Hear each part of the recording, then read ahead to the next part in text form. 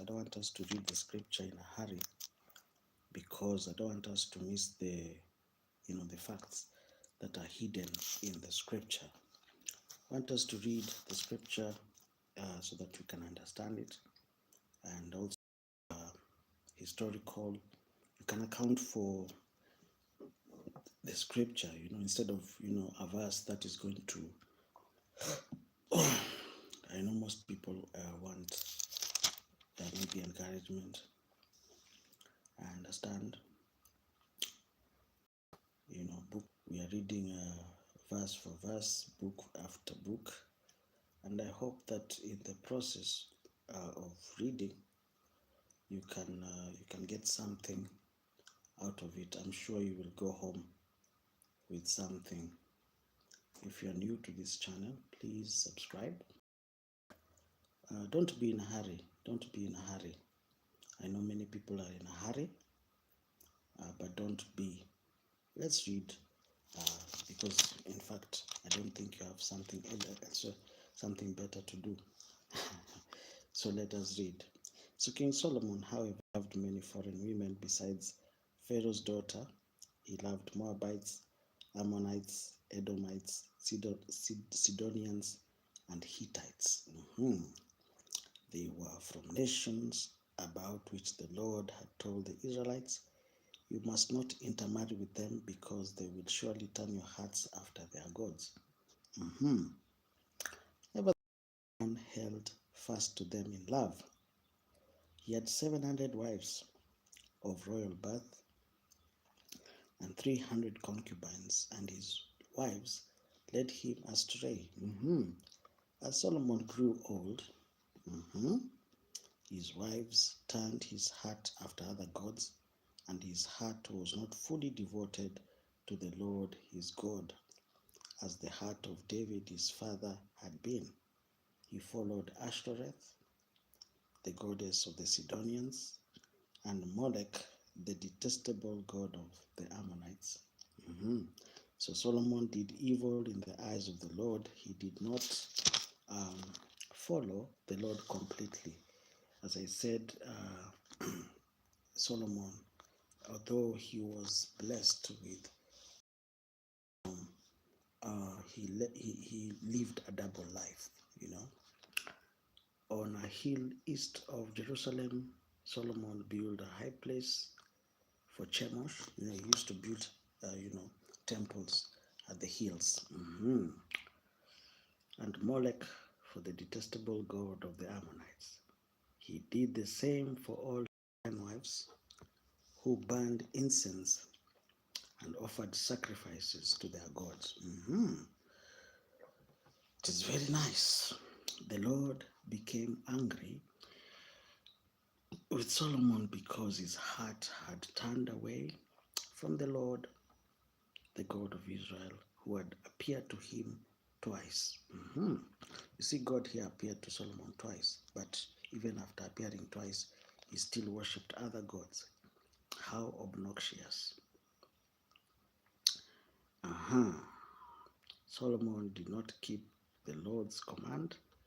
So the Lord said to Solomon, "Since this is your attitude, and you have not kept my covenant and my decrees, which I commanded you, I will most certainly tear the kingdom away from you and give it to one of your subordinates.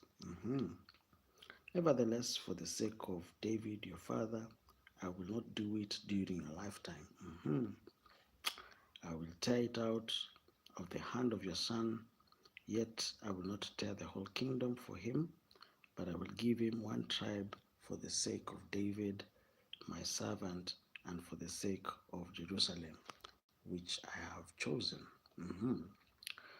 Then the Lord raised up against Solomon an adversary, Hadad the Edomite, from the royal line of Edom. And Edom was the line of Esau. Earlier, when David was fighting with Edom, Joab, the commander of the army who had gone up to bury the dead, had struck down all the men in Edom. Joab and his Israelites stayed there for 6 months until they had destroyed all the men in If you are new to this channel, welcome, and I'm very happy that you have joined this channel. I said we are reading the scripture in this month. By October we should have cleared with the scripture and gone to other things. Are we together? I want us to clear the scripture by first. I want us to keep that timeline. Pharaoh was so pleased with Hadad that he gave him a sister to marry, Queen Tapenes, in marriage. The sister of Tapenes bore him a son named Genubath, whom Tapenes brought up in the royal palace, where Genubath lived with Pharaoh's own children. While he was in Egypt, Hadad heard that David rested with his ancestors and that Joab, the commander of the army, was also dead. Then Hadad said to Pharaoh, "Let me go so that I may return to my own country." What have you lacked here that you want to go back to your own country? Pharaoh asked. Nothing. Hadad replied, but do let me go. And God raised up against Solomon another adversary. Before he died, he raised two adversaries against him, Rezon and a man called Hadad. When David destroyed Zoba's army, Rezon gathered a band of men around him and became their leader. They went to Damascus, where they settled and took control. Rezon was Israel's adversary as long as Solomon lived. Adding to the trouble caused by Hadad. Wow. So Rezon ruled in Aram and was hostile towards Israel. Wow. Welcome to this channel. We have read the story of Solomon. I know you guys are tired. I'm also a bit tired. But also we are running a very tight schedule.